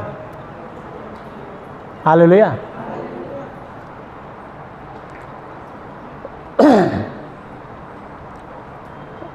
और तुम में से कितने ऐसे ही थे परंतु तुम प्रभु यीशु मसीह के नाम से और हमारे परमेश्वर की आत्मा से धोए गए और पवित्र हुए और धर्मी ठहरे।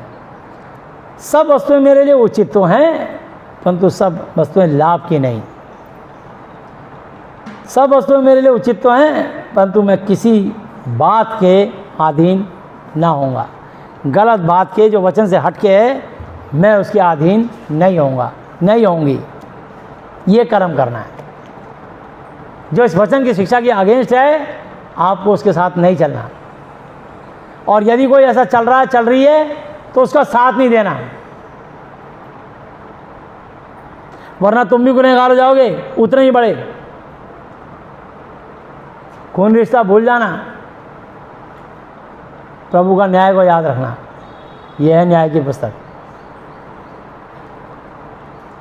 भोजन पेट के लिए और पेट भोजन के लिए है, परंतु परमेश्वर इसको और उसको दोनों को नाश करेगा। परंतु देह व्यभिचार के लिए नहीं, वरन प्रभु के लिए है और प्रभु इस देह के लिए। हालेलुया। इस देह से आप व्यभिचार नहीं कर सकते। जो पहले हो गया हो गया। बाद में लिखा है यूहन्ना 5:14 38 साल के रोगी, तूने जो पहले पाप किए तो उसके कारण तू 38 साल बीमार रहा, यहीं पड़ा रहा। 38 साल बाद आगे मैंने तुझे ठीक तो कर दिया, लेकिन ये चेतावनी दे रहा हूँ कि देख अब तो तू चंगा हो गया, फिर से पाप मत करना। ऐसा ना हो कि तुझ पे कोई इससे भी ज़्यादा भारी मुसीबत विपत्ति आ पड़े। तो अगर भारी विपत्ति लेनी है, भारी मुसीबत लेनी है, तो दबा के पाप करना। और अगर मुसीबत से छुटकारा पाना चाहते हो, आशीष पाना चाहते हो, धरती पे आनंद का जीवन और स्वर्ग में बहुतायत का जीवन पाना चाहते हो, तो सारे पाप करना छोड़ दीजिए। ये कर्म है। हालेलुया। और परमेश्वर ने अपनी सामर्थ्य से प्रभु यीशु मसीह नासरी को मुर्दों में से जीवित किया, जलाया, और जो उसकी आज्ञा मानेंगे और हमें भी जलाएगा। तो प्रभु ने हमें जलाने के लिए चुना है, हमें अनंत काल का जीवन देने के लिए चुना है, हमें अमर करने के लिए चुना है। हम कभी मरेंगे नहीं, बदल जाएंगे, बस धरती पे सो जाएंगे, रेस्ट इन पीस, हमेशा के लिए ज़मीन में दफना देंगे। और कहते हैं मट्टी का मट्टी को देते हैं, परमेश्वर का परमेश्वर को देते हैं। फिर हमारी आत्मा स्वर्ग में चली जाएगी, वहाँ हमारा न्याय होगा। फिर जो परमेश्वर के वचन के अनुसार जिन्होंने अपने जीवन को जिया होगा, उनको स्वर्ग में रखा जाएगा। बाकी लोगों को परमेश्वर कहेंगे, हे कुकर्म करने वालों, मैंने तुमको कभी ना जाना, मेरे पास से चले जाओ, चाहे वो प्रभु का सेवा की क्यों ना हो। क्योंकि उस दिन बहुत से लोग कहेंगे, हे प्रभु, क्या मैंने तेरे नाम से दुष्ट आत्मा नहीं निकाली, तेरे नाम से भविष्यवाणी नहीं करी, तेरे नाम से मैंने अचंभे काम नहीं करे। तब मैं उनसे खुलकर कह दूंगा कि मैंने तुमको कभी ना जाना, हे कुकर्म करने वालों, मेरे पास से चले जाओ। मत्ती 7:22 पे लिखा।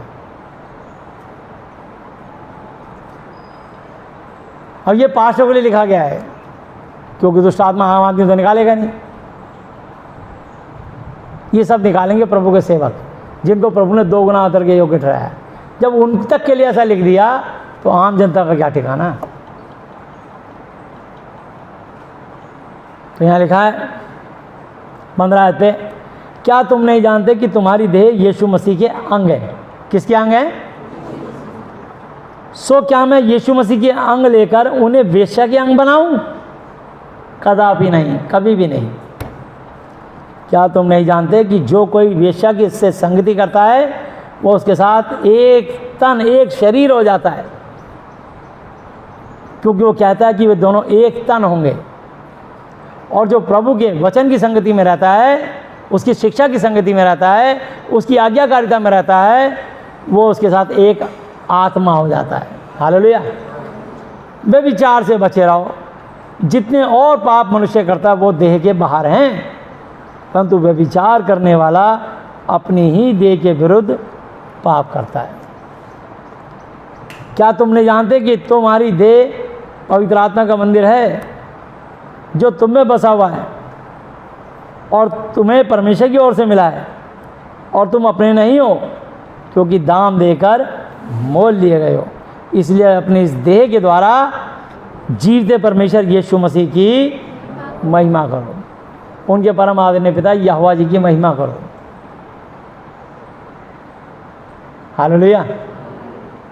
तो जब आप इस वचन पे चलेंगे तब बात बनेगी, क्योंकि लूका 11:28 पे लिखा है,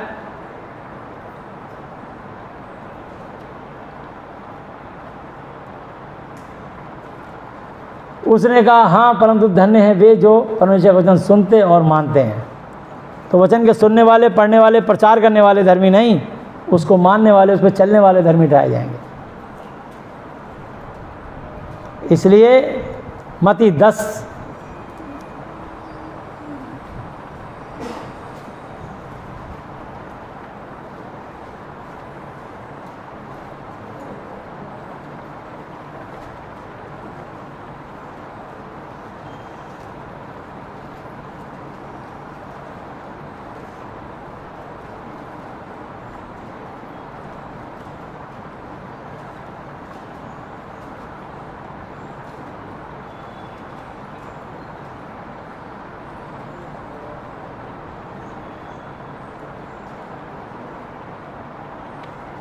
6 आयत से, परंतु इस्राएल के घराने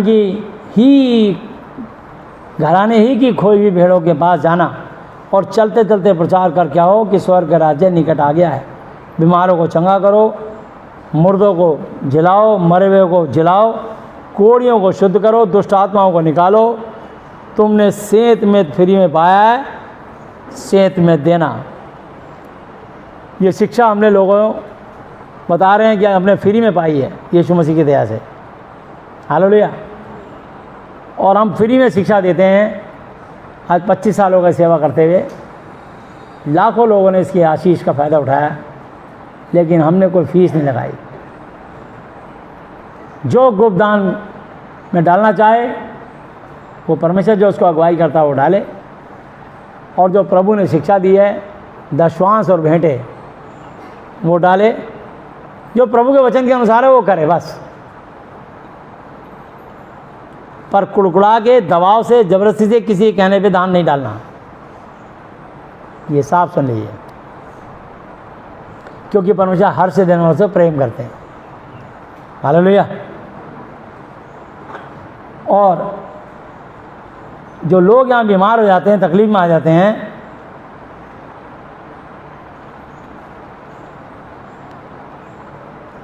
मैं पहले 10 की 14 आयत पे पढ़ रहा हूँ, 14-15।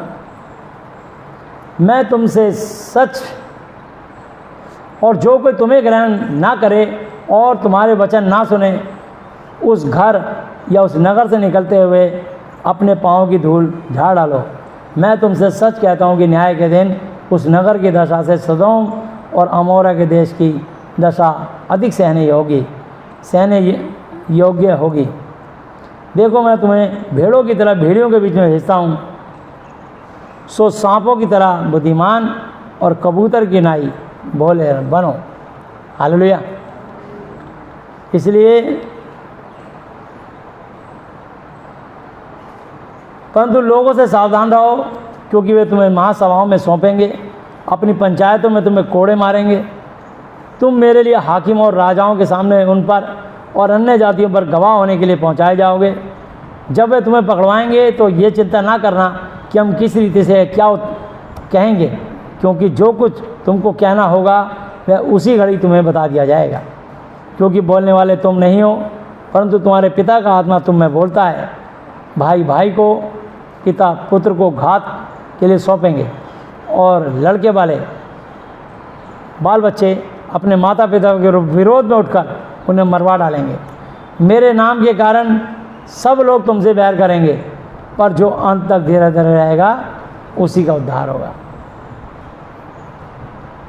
जब वे तुम्हें दूसरे नगर में सताएं, जब वे तुम्हें एक नगर में सताएं तो दूसरे नगर को भाग जाना। मैं तुमसे सच कहता हूँ कि तुम इस्राएल के सब घरानों में ना फिर चुकोगे कि मनुष्य पुत्र आ जाएगा। चेला अपने गुरु से बड़ा नहीं और ना दास अपने स्वामी से। चेले का गुरु के और दास का स्वामी के होना बराबर होना ही बहुत है। जब उन्होंने घर के स्वामी को शैतान कहा तो उसके घर वालों को क्यों ना कहेंगे। सो उनसे मत डरना, क्योंकि कुछ ढपा नहीं जो खोला नहीं जाएगा और ना कुछ छिपा है जो जाना ना जाएगा। न्याय के दिन सब खोला जाएगा और सब कुछ जाना जाएगा। जो मैं तुमसे अंधियारे में कहता हूँ उसे उजाले में कहो, और जो कानों कान सुनते हो उसको कोठों पर छतों पर प्रचार करो। जो शरीर को घात करते हैं और आत्मा को घात नहीं कर सकते उनसे मत डरना, पर उसी से डरो जो आत्मा और शरीर दोनों को नरक में नाश कर सकता है। तो अगर पाप करना नहीं छोड़ोगे तो तुम्हारी आत्मा नरक में डाल दी जाएगी। क्या पैसे में 2 गौरैयाँ नहीं बिकती तो भी तुम्हारे पिता की इच्छा के बिना उनमें से एक भी भूमि पर नहीं गिर सकती। तुम्हारे सिर के बाल भी सब गिने हुए हैं, इसलिए डरो नहीं, तुम बहुत गौरैया चिड़ियों से बढ़कर हो। जो कोई मनुष्य के सामने मुझे मान लेगा, यीशु मसीह को अपना प्रभु मान लेगा, क्रिश्चियन धर्म को नहीं कि यीशु मसीह मेरे पिता गुरु परमेश्वर है, मैं उनका बेटा चेला विश्वासी हूँ, ये लिखा है। क्रिश्चियन धर्म के लिए नहीं लिखा। जो कोई मनुष्य के सामने मुझे अपना प्रभु मान लेगा उसे मैं भी अपने स्वर्गीय पिता के सामने अपनी संतान मान लूँगा। हालेलुया। पर जो कोई मनुष्य के सामने मेरा इनकार करेगा उससे मैं भी अपने स्वर्गीय पिता के सामने इनकार करूँगा। यह न समझो कि मैं पृथ्वी पर मिलाप करवाने को आया हूँ, मैं मिलाप कराने को नहीं पर तलवार चलवाने आया हूँ। मैं तो आया हूँ कि मनुष्य को उसके पिता से और बेटी को उसकी माँ से और बहू को उसकी सास से अलग कर दूँ। ऐसे ही होता है। शादी होती है, कुछ दिन के बाद बेटा अपनी बहू को लेकर चला जाता है। लड़की की शादी होती है, अपना मायका छोड़ के ससुराल चली जाती है। तो बेटी अपनी माँ से अलग हो जाती है और बहू अपनी सास से अलग हो जाती है। ये सब पहले से ऐसा लिख रखा है। मनुष्य के बैरी उसके घर ही के लोग होंगे, बाहर का शत्रु नहीं है। घर में ही तुम्हें टॉर्चर किया जाएगा। घर के लोगों में ही शैतान घुस के एक दूसरे का, दूसरा पहले का विरोधी हो जाएगा, वचन ना मानने के कारण। अगर वो वचन पे चलेंगे तो कभी विरोधी नहीं होंगे। इसीलिए हम कहते हैं विश्वासी लड़का विश्वासी लड़की की शादी कराओ। लेकिन अगर कोई ढोंगी विश्वासी है, झूठा विश्वासी है, वो विश्वासघाती नहीं, विश्वासी नहीं है, विश्वासघाती है, कहाँ से विश्वासी हो गए वो? विश्वास का एक लक्षण, एक चिन्ह नजर नहीं आ रहा। हर कोई अपने बच्चे के गुनाह को ढांप रहा है और प्रभु के दास को भी अशुद्ध कराते हैं। मैं तुम्हारा क्या मतलब डांट लगा दूं तो बुरा लगे कि भैया ने हमें डांट दिया। वचन नहीं समझते, वचन समझा रहा हूँ, समझना नहीं चाहते, मुझे भी अशुद्ध करवाते हैं। मैं तुम्हारे बीच में क्यों अशुद्ध हूँ? मेरा काम वचन सुनाना, शिक्षा देना, दुआ करना, बस। आज्ञा मानोगे तो आशीष, नहीं मानोगे तो दंड। पाप की मजदूरी मृत्यु है, रोमियो 6:23 पे लिखा है। सुना लिखा है, जो अपने माता या पिता को मुझसे अधिक प्रिय जानता वो मेरे योग्य नहीं, जो बेटा या बेटी को मुझसे अधिक प्रिय जानता वो मेरे योग्य नहीं, और जो अपना क्रूस लेकर मेरे पीछे ना चले वो मेरे योग्य नहीं। जो अपनी जान बचाता है वो उसे खोएगा, और जो मेरे कारण अपनी जान खोता है उसे वो पाएगा। जो तुम्हें ग्रहण करता है वो मुझे ग्रहण करता है, और जो मुझे ग्रहण करता है वो मेरे भेजने वाले को ग्रहण करता है। जो भविष्यता को भविष्यता जानकर ग्रहण करे वो भविष्यता का बदला पाएगा, और जो धर्मी जानकर धर्मी को ग्रहण करे वो धर्मी का बदला पाएगा। जो कोई छोटों में से एक को चेला जानकर केवल एक कटोरा ठंडा पानी पिलाए, मैं तुमसे सच कहता हूँ कि वह किसी रीति से अपना प्रतिफल ना खोएगा। तो इसलिए जो लोग पानी लाते हैं, तो मैं आपको बताना चाहता हूँ, ये सोचते हैं कि प्रभु को हम पानी पिला रहे हैं, क्योंकि जो मेरे बेने वाले को ग्रहण करता है मुझे ग्रहण करता है। तो गुप्त दान जो भी लाते हैं प्रभु उनको इसके बदले 1000 गुना आशीष दे। आमीन। तो मैं आपको बताना, ये आपकी प्यार है, या आपने इस वचन को पकड़ लिया, लेकिन इससे और भी ज़्यादा अच्छे वचन हैं जो इनको और आज्ञा माननी है, खाली एक वचन को नहीं पकड़ लिया। चलो तुमने प्रभु को, दास को पानी पिला दिया, प्रभु को पानी पिला दिया, लेकिन आज्ञा तो और भी माननी है। कौन कौन सी आज्ञा है? मत्ती 15 अध्याय 16 आयत से।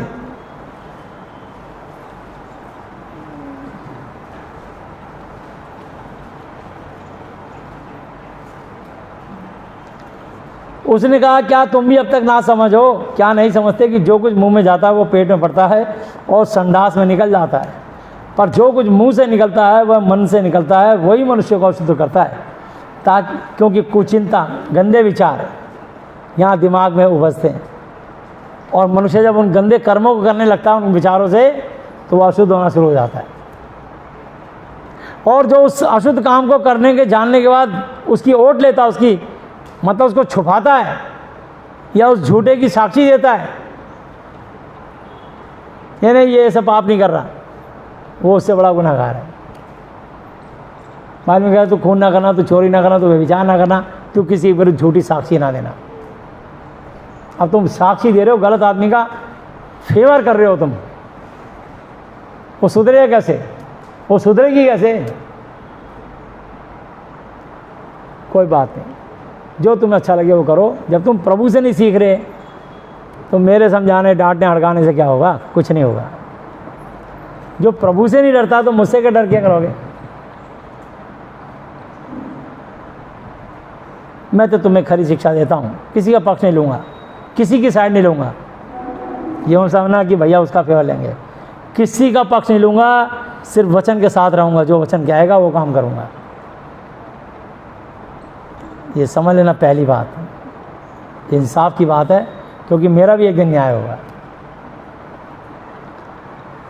क्योंकि कुचिंता, हत्या, खून करना, पराई स्त्री के साथ, पराये पुरुष के साथ संबंध बनाना, परस्त्रीगमन करना, व्यभिचार करना, गंदी मैगजीन, गंदी पिक्चर देखना, चोरी करना, झूठी साक्षी गवाही देना और निंदा, बुराई, आलोचना करना मन ही से निकलते हैं। यही तो हैं जो मनुष्य को अशुद्ध करते हैं, परंतु हाथ बिना भोजन करना मनुष्य को अशुद्ध नहीं करता। ये देख लीजिए कौन कौन चीज़ें मनुष्य को अशुद्ध करती हैं। अब आपको समझना है कि आप शुद्ध होने के लिए क्या करें। तुरंत प्रभु से माफ़ी मांगे, पश्चाताप करें और जल्दी से झटपट मेल मिलाप कर लें। जब तक तू कौड़ी कौड़ी नहीं भरेगा छूटने नहीं पाएगा, ये ध्यान रखना। क्योंकि गलातियों की पुस्तक 6 अध्याय 5 आयत से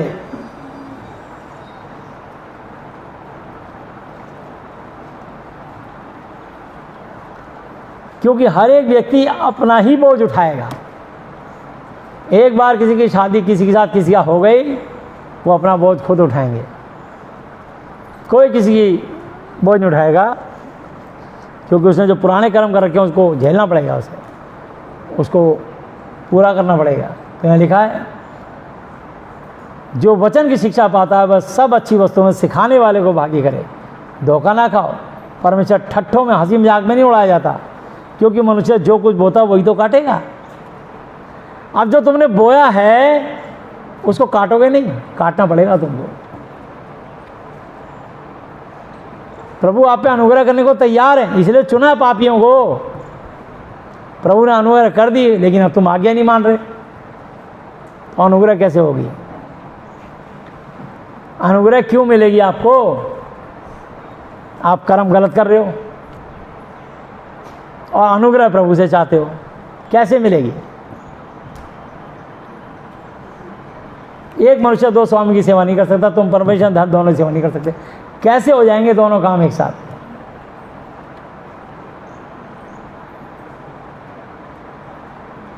एक साथ दोनों काम नहीं होंगे, एक समय एक ही काम होगा। तो क्योंकि जो अपने शरीर के लिए बोता है वो शरीर के द्वारा विनाश, नरक की कटनी काटेगी। अब तुम अगर शारीरिक हो तो नरक में जाने की तैयारी कर लो। ये लिख दिया इसमें साफ, और लिख दिया है मत्ती 24 की 35 जाते, आकाश और पृथ्वी टल जाएंगे परंतु मेरा वचन कभी ना टलेगा। क्योंकि जो अपने शरीर के लिए बोता है वो शरीर के द्वारा विनाश की, नरक की कटनी काटेगी। और जो आत्मा के लिए बोता है प्रभु के वचन के अनुसार भय मान के, पश्चाताप करके, तौबा करके, मन फिरा के अच्छा जीवन बिताना चाहता है कि प्रभु अब से मैं ये पाप नहीं करूँगा, नहीं करूँगी, ये अंदर मेरे पाप है। अपने से बेहतर कोई नहीं जानता किसी को।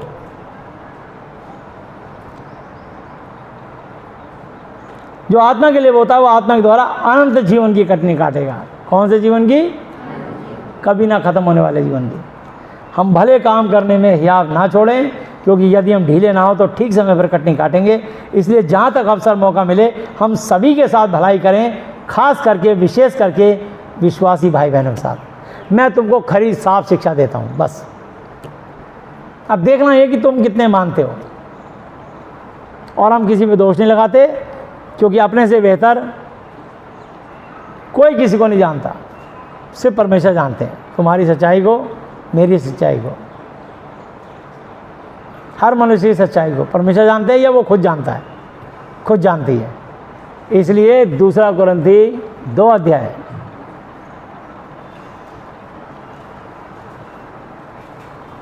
1 आयत से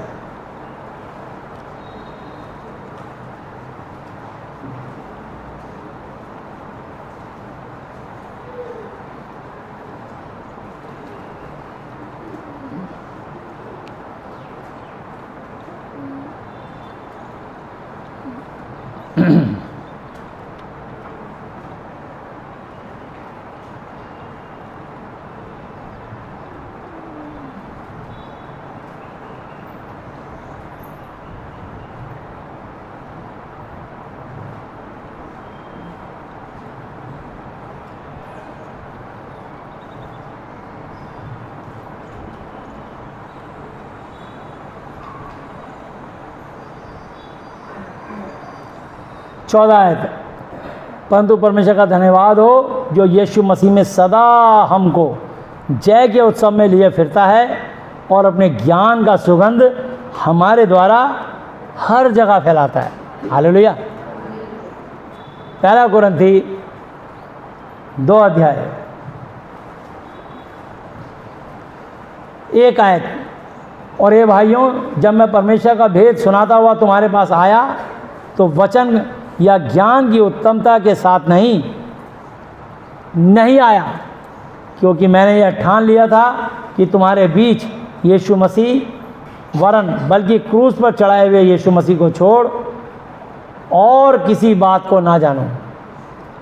और मैं निर्बलता और भय के साथ और बहुत थरथराता हुआ तुम्हारे साथ रहा, और मेरे वचन और मेरे प्रचार में ज्ञान की लुभाने वाली बातें नहीं, परंतु आत्मा और सामर्थ्य का प्रमाण है। इसलिए कि तुम्हारा विश्वास मनुष्यों के ज्ञान पर नहीं परंतु परमेश्वर की सामर्थ्य पर निर्भर हो। फिर भी सिद्ध लोगों में हम ज्ञान सुनाते हैं, परंतु इस संसार का और इस संसार के नाश होने वाले हाकिमों का ज्ञान नहीं, परंतु हम परमेश्वर का वह गुप्त ज्ञान भेद की रीति पर बताते हैं जिसे परमेश्वर ने सनातन से हमारी महिमा के लिए ठहराया। हालेलुया।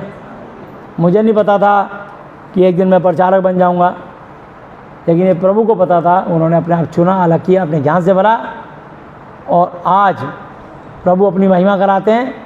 उनके साथ साथ प्रभु के सेवकों की भी महिमा होती है, जिनके द्वारा चंगाई होती है, जिनके यहाँ शिक्षा मिलती है, जिनके द्वारा भविष्यवाणी होती है। हर सेवक की महिमा भी होती है, इसलिए तुम बहुत सारे प्रचारकों को जान पाते हो। कि फलां प्रचारक कि बेनिन भाई कोट भी यूँ करते तो लोग धड़ाधड़ गिरते हैं। कैसे जाना तुमने? ये परमेश्वर ने ठहराया था। कैसे जाना आपने जॉयस मेयर को? तो परमेश्वर की महिमा होती है, लेकिन उन दासों की भी महिमा परमेश्वर कराते हैं। जिसे संसार के हाकिमों में से किसी ने नहीं जाना, क्योंकि यदि जानते तो तेजों में प्रभु को क्रूस पर नहीं चढ़ाते। परंतु जैसा लिखा है कि जो आँख ने नहीं देखा और कान ने नहीं सुना और जो बातें मनुष्य के चित्त में दिल में भी नहीं चढ़ी, वही तो हैं, वही हैं जो परमेश्वर ने अपने प्रेम रखने वालों के लिए तैयार किए हैं। परंतु परमेश्वर ने उनको अपने आत्मा के द्वारा हम पर प्रकट किया, क्योंकि आत्मा सब वचन वरन परमेश्वर के गूढ़ वचन भी जानता है। मनुष्य में से कौन किसी मनुष्य की बातें जानता है? केवल मनुष्य की आत्मा जो उसमें है, वैसे ही परमेश्वर के वचन भी कोई नहीं जानता, केवल परमेश्वर का आत्मा। परंतु हम में संसार की आत्मा नहीं, परंतु वह आत्मा पाया है जो परमेश्वर की ओर से, कि हम सब उन वचनों को जानें जो परमेश्वर ने हमें दिए हैं, जिनको हम मनुष्यों के ज्ञान की सिखाई हुई बातों में नहीं, परंतु आत्मा के सिखाए हुए वचनों में आत्मिक वचनों से मिलाकर सुनाते हैं। परंतु शारीरिक मनुष्य परमेश्वर की आत्मा के वचन ग्रहण नहीं करता, क्योंकि वे उसकी दृष्टि में अज्ञानता के बातें हैं, और वह उन्हें जान सकता है, क्योंकि उसकी जांच आत्मिक रीति से होती है। आत्मिक जन सब कुछ जांचता है, परंतु वो आप किसी से नहीं जाता, क्योंकि प्रभु का मन किसने जाना या उसे सिखाए, परंतु हम में यीशु मसीह का मन है। हालेलुया। तो इसलिए जब आप बाइबल पढ़ोगे, उसके अनुसार चलोगे, परमेश्वर आपको बहुत कुछ सिखाएंगे। लेकिन आपका सारा समय अगर मोबाइल में या दुनियावी बातों में टिकटॉक में, यूट्यूब में, इंस्टाग्राम, फेसबुक, इधर उधर भटकता रहेगा, तुम क्या जानोगे परमेश्वर के वचन? ये मनुष्य को परमेश्वर से दूर करने का एक बहुत बड़ा यंत्र है। ये स्मार्टफोन, चतुर फोन, चालाक फोन, इसलिए इसको इंग्लिश में कहते हैं स्मार्टफोन। बहुत स्मार्ट है। लोग मुंह से बोल देते हैं, इससे बात कराओ, निकाल के दे देता। अनपढ़ लोग भी इसको चला लेते हैं। वीडियो कॉल लगा देता हूँ। चतुर फोन है वो, तुम्हारा कीमती समय खा जाता है। आप एंटरटेन के लिए जो मर्जी करो, लेकिन परमेश्वर के साथ समय जरूर बिताओ। हालेलुया। 2 Corinthians 13 की 14 आयत पढ़ेंगे।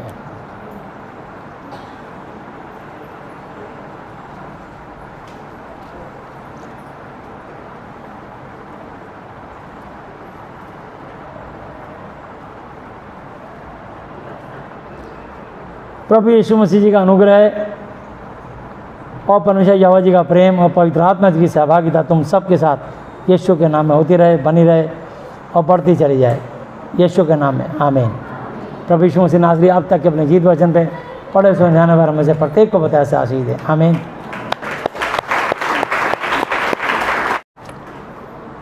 हे हमारे पिता, आप जो स्वर्ग में हैं, आपका नाम पवित्र माना जाए, आपका राज्य है, आपकी इच्छा जैसी स्वर्ग में पूरी होती है, वैसे पृथ्वी पर भी हो। हमारी दिन भर की रोटी आज हमें दें, और जिस प्रकार हमने अपने अपराधियों को क्षमा किया है, वैसे ही आप भी हमारे अपराधों को क्षमा करें, और हमें परीक्षा में ना लाएं, परंतु बुराई से बचाएं, क्योंकि राज्य और पराक्रम और महिमा सदा ही आपके हैं, मेरे प्रभु यीशु मसीह जी के नाम से आमीन। हालेलुया। प्रभु यीशु मसीह जी, आज मैंने जितना भी वचन सुना, ये सब वचन मेरे और मेरे परिवार के हर सदस्य के जीवन में 1000 गुना फल लाए। प्रभु यीशु मसीह जी, आज मैं इस धरती पर अपने पूरे दिल से अपने सब अपराधियों को क्षमा करता हूँ और आपसे प्रार्थना विनती और निवेदन करता हूँ कि आप भी मेरे पापों को, श्रापों को, गुनाहों को, गलतियों को, जाने जानी भूलों को क्षमा कर दीजिए। प्रभु यीशु मसीह जी, आज से आप ही मेरे पिता, गुरु और परमेश्वर हो। मैं आपका बेटा, चेला और विश्वासी हूँ। आप मुझे और मेरे परिवार के हर सदस्य को मानसिक चिंताओं से, आर्थिक समस्याओं से, शारीरिक बीमारियों से और हर तरह की अशुद्ध आत्माओं से आज़ाद, चंगा, स्वस्थ कर दीजिए। मुझे हर बुराइयों से फेर कर अपने वचन की तरफ लाइए। मेरा दिमाग ठिकाने में रखें। मेरे जीवन से सिर्फ आपके नाम को महिमा मिले। मैं घटूं और आप बढ़ें। मैं और मेरी पीढ़ियाँ आपकी महिमा के लिए इस्तेमाल हो। मेरी प्रार्थनाओं को सुनने के लिए धन्यवाद। धन्यवाद पिता यहोवा जी, धन्यवाद प्रभु यीशु मसीह जी, धन्यवाद पवित्र आत्मा जी, मेरे प्रभु यीशु मसीह जी के नाम से आमीन। Hallelujah, hallelujah, hallelujah. बोलो प्रभु यीशु मसीह जी की, यीशु की महिमा। सबको जय यीशु मसीह के।